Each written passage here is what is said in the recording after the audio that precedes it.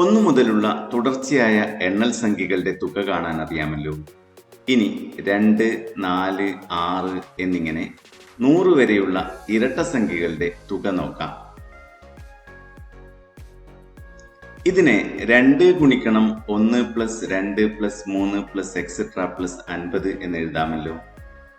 1 മുതൽ 50 വരെയുള്ള എണ്ണൽ സംഖ്യകളുടെ തുക 1/2 ഗുണിക്കണം 50 ഗുണിക്കണം 51 ആണെന്ന് നമുക്കറിയാമല്ലോ. അതിനാൽ ഇതിനെ 2 ഗുണിക്കണം 1/2 ഗുണിക്കണം 50 ഗുണിക്കണം 51 അഥവാ 50 ഗുണിക്കണം 51 എന്ന് എഴുതാമല്ലോ.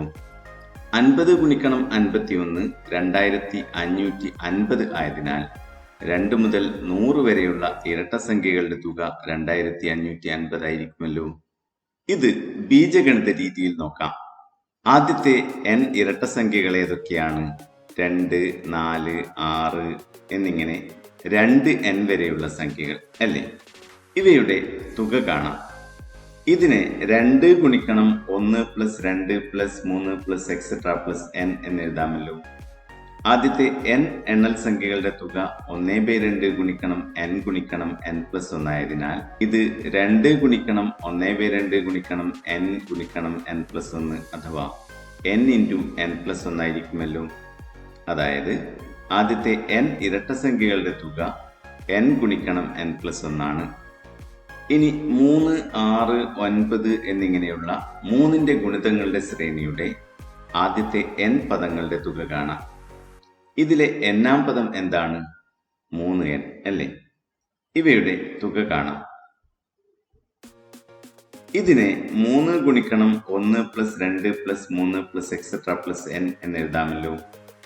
ആദ്യത്തെ n എണ്ണൽ സംഖ്യകളുടെ തുക 1/2 ഗുണിക്കണം n ഗുണിക്കണം n പ്ലസ് 1 ആയതിനാൽ ഇത് 3 ഗുണിക്കണം 1/2 ഗുണിക്കണം n ഗുണിക്കണം n പ്ലസ് 1 അഥവാ 3/2 ഗുണിക്കണം n ഗുണിക്കണം n പ്ലസ് 1 ആണല്ലോ. ഇനി നമുക്ക് ആദ്യത്തെ n ഒറ്റ സംഖ്യകളുടെ തുക നോക്കാം. ആദ്യം ചിത്രരൂപം ഉപയോഗിച്ച് തുക കാണാം.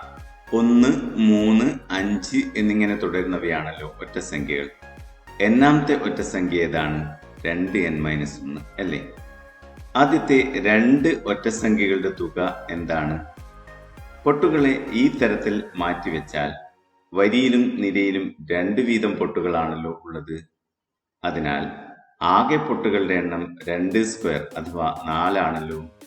ആദ്യത്തെ 3 ഒറ്റ സംഖ്യകളുടെ തുകയോ?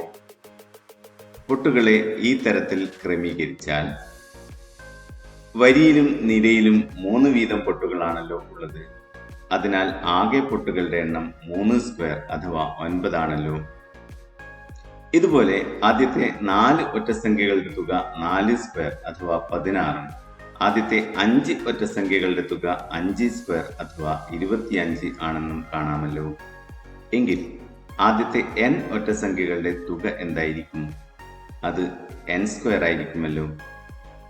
ഇനി ഇത് ബീജഗണിത രീതിയിൽ നോക്കാം. ഒറ്റ സംഖ്യകളുടെ ശ്രേണിയുടെ ബീജഗണിത രൂപം xn സമം 2n-1 ആണല്ലോ. ഇതിൽ n-ന് 1, 2, 3 എന്നിങ്ങനെയുള്ള വിലകൾ നൽകിയാൽ x1 സമം 2 ഗുണിക്കണം 1 മൈനസ് 1, x2 സമം 2 ഗുണിക്കണം 2 മൈനസ് 1, x3 സമം 2 ഗുണിക്കണം 3 മൈനസ് 1, ഇങ്ങനെ xn സമം 2 ഗുണിക്കണം n മൈനസ് 1 എന്ന് കിട്ടുമല്ലോ. ഇവയെല്ലാം മുകളിൽ നിന്ന് താഴോട്ട് കൂട്ടി നോക്കാം. x1 plus x2 plus x3 plus etcetera plus xn സമം 2 ഗുണിക്കണം 1 പ്ലസ് 2 ഗുണിക്കണം 2 പ്ലസ് 2 ഗുണിക്കണം 3 പ്ലസ് എക്സെട്ര പ്ലസ് 2 ഗുണിക്കണം n minus 1 plus 1 plus 1 plus 1 എന്നിങ്ങനെ ലഭിക്കുമല്ലോ. എല്ലാ പദങ്ങളിലും 1 ഉണ്ട്.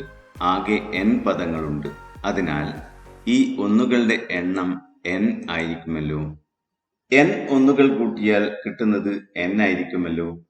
അതിനാൽ ഇതിനെ 2 ഗുണിക്കണം 1 plus 2 plus 3 plus etcetera plus n minus n എന്നെഴുതാമല്ലോ.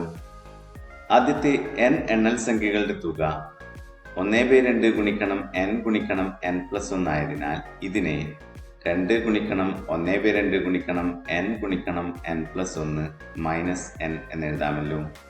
2 ഗുണിക്കണം 1/2 1 ആയതിനാൽ ഇതിനെ n ഗുണിക്കണം n+1 മൈനസ് n എന്നെഴുതാമല്ലോ. ഗുണിച്ചാൽ n² + n - n അഥവാ n² എന്ന് കിട്ടുമല്ലോ.